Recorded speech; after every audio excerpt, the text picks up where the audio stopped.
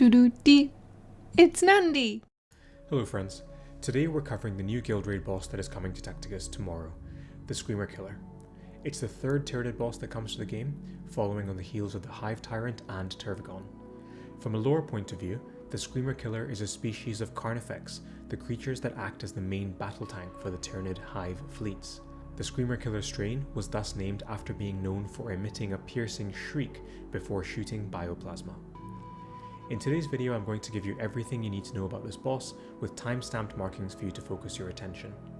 There are also a few gameplay tips and tricks that I figured out by working with fellow content creator Jace, who has recently joined the official Snowprint Creator Program. I'll leave his link in the video description below. There's a lot to cover and I want to do this boss justice, so apologies if I go through things too quickly. Remember, at the end of the video, if you enter my referral code, you can earn yourself 100 blackstone. We'll start with a general overview and look through everything in text form before I take you through the accompanying gameplay footage.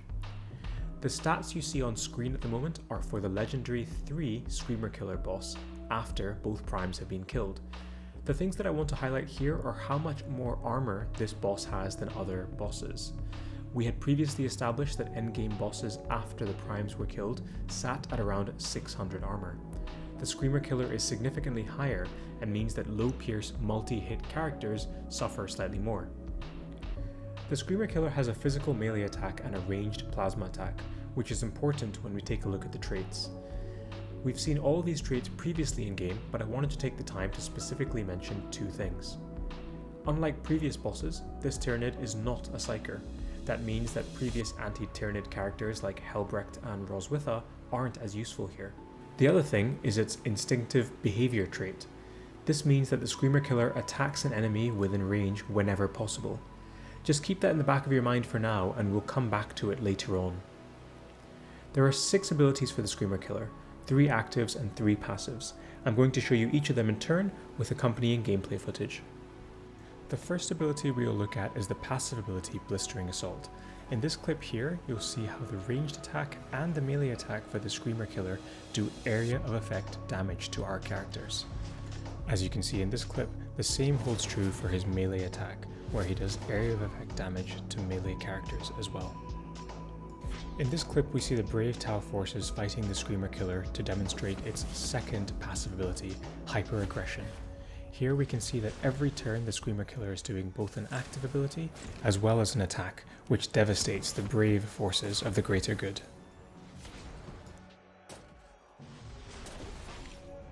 This clip demonstrates the Screamer Killer's final passive ability, Adrenal Surge.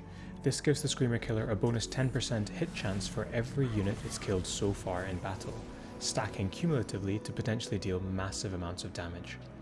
The base crit chance is only 5%, however, as we'll see through this clip, as more bodies fall to the floor, the Screamer Killer's critical hit chance starts to skyrocket. After killing Bellator's 2 Inceptors, we can see the Screamer Killer's critical hit chance has gone to 25%. After another deadly swipe, we can see that critical hit chance has gone up even further, up to an impressive 65%.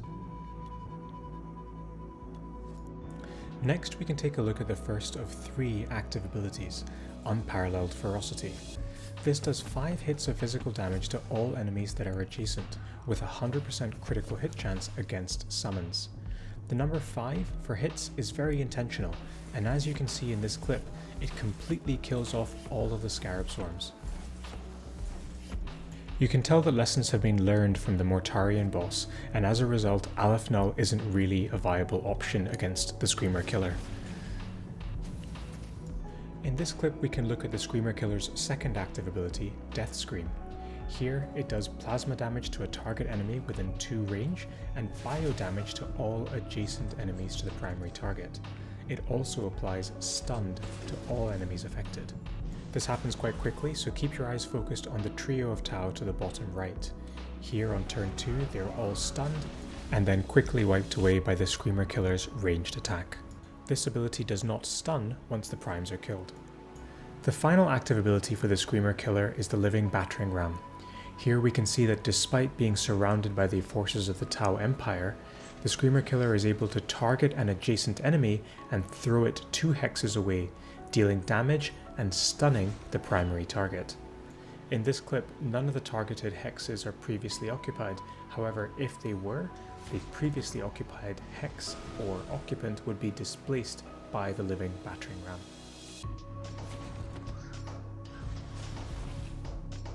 Now that you've seen the Screamer Killer's active and passive abilities in action, I'm going to give you some gameplay tips that will allow you to take your strategies to the next level.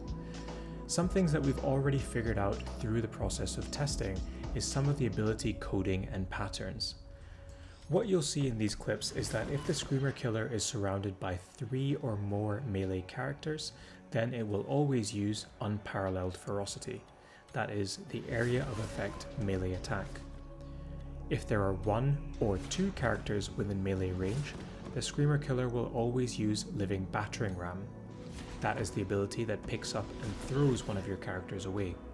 If there are no melee characters within range, then the Screamer Killer will use its active ability, Death Scream, doing ranged damage and stunning. When you start to synthesize these programming patterns, some pretty neat patterns of play start to become apparent. For example, when you have 2 melee characters in your team, you can basically ensure that the boss always throws one and attacks the other. Again, here, this is a nod to that instinctive behavior trait that we spoke about at the beginning of the video. This allows you to have 3 characters at range and relative safety. Crucially, characters like Mog and Ra, who benefit from not moving at all, will end up overperforming because they can be stationary for the duration of the fight.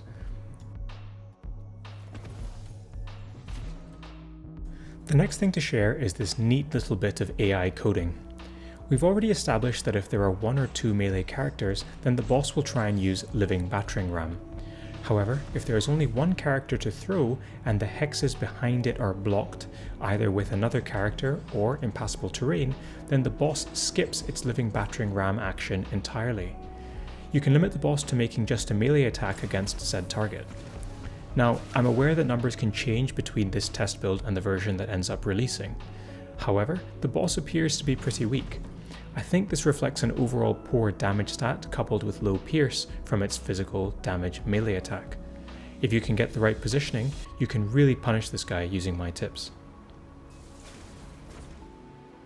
We've already been over a lot of info on this slide, but I wanted to elaborate on other options that might be available. As a reminder, characters with big target cannot be displaced and therefore cannot be thrown by living battering ram. As you'll see in this clip, Rivas takes the damage from the living battering ram ability, but doesn't move at all. This opens up some theory crafting avenues, and Cut Skoden comes to mind as both a reasonably tanky option, as well as somebody with one of the highest damage stats in the game. Let's move on and talk about the 2 primes for this boss, the Neurothrope and the Winged Tyranid Prime. You can see on screen the thresholds required for reducing the boss effectiveness. Importantly, by killing both primes, you can remove the boss's ability to stun with living battering ram and Death Scream. Also, by fully clearing both primes, you can completely remove the Barbgaunts and Hormagaunts from the battlefield. At first glance, I think this is going to be a boss where you always want to kill both primes. However, you might be able to get away with slightly less if you can master the positioning and abuse the living battering ram AI. The Tyranid primes this time also introduce a new mechanic, the vulnerable mechanic. As you can see on screen, each prime is vulnerable to a certain type of damage. For the Neurothrope, that is melee damage, and for the Tyranid prime, that is flame or blast damage. Any damage from those sources deals an additional static bonus, and any non-specified damage types are reduced. I've assembled 5 of the strongest melee characters in the game to demonstrate exactly how this works. You can see that when Darkstrider positions to make a ranged attack, that damage is significantly lower than when he gets into melee range. I'm going to let this clip run for a while, but I want you to pay close attention to the damage numbers as they come up on screen. You'll see that for every attack, there is an additional 4080 applied.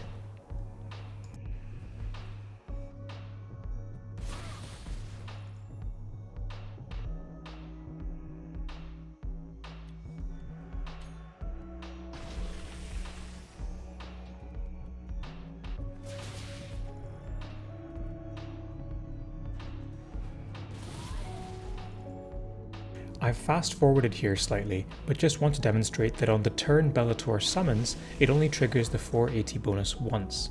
However, on subsequent turns, the Inceptors will all attack independently and therefore each trigger the vulnerable 480 bonus. A quick note next on the Tyranid Prime. Something that we've seen for the last two Guild Raid bosses, Mortarion and Ghazghkull, is that the Primes have been playable characters with abilities that are mirrored in-game.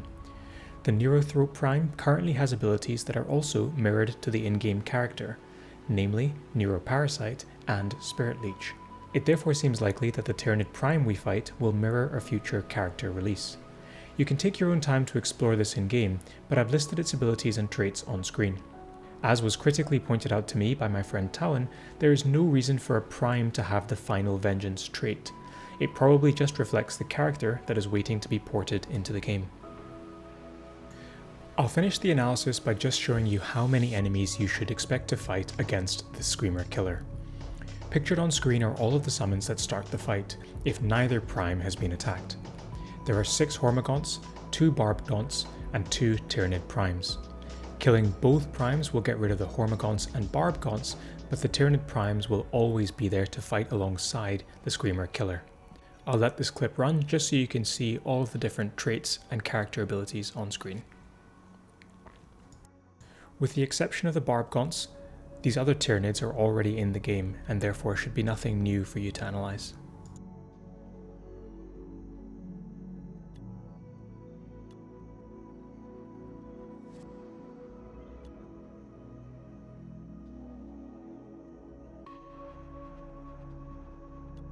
That's all I've got for today. Hopefully I've balanced being thorough yet concise for all of your enjoyment. If you've enjoyed this video and are able to enter my Refer a Friend code, you'll earn yourself 100 blackstone and support me in the work that I do. It's single use though, so choose who you support carefully. Also, if you can help me reach the 5,000 subscriber threshold, then I'll be able to give everyone playing Tacticus a free code for some goodies. Bye for now, see you soon. Doo-doo-dee. It's Nandi!